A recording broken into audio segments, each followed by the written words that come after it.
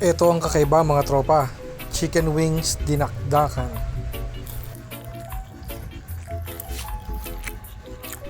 Sigurado ako magugustuhan nyo to.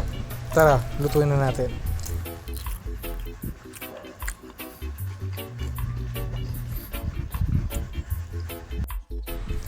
Ito, sa 1 kilong chicken wings, timplahan natin ng salt, pepper,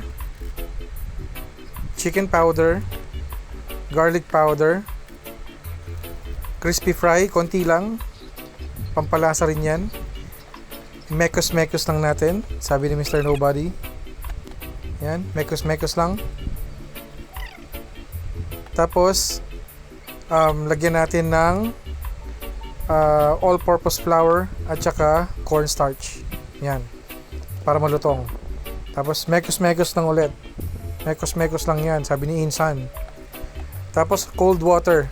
Kailangan malamig na malamig kasi makakatulong yan para maging crispy ang ating chicken wings.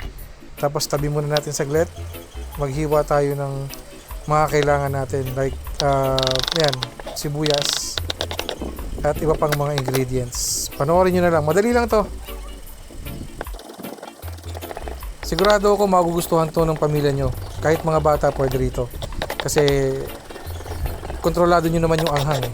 Nasa inyo kung gaano karami or gaano kaanghang ang gusto nyo gawin dito. So ito, panoorin nyo lang, enjoy watching, and kung meron kayong mga suggestions, kung ano next na lulutuin natin, i-comment nyo lang.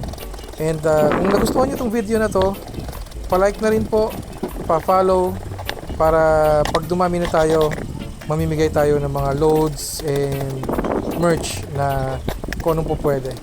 So yun lang, muli po maraming salamat sa panonood. Enjoy watching. Salamat!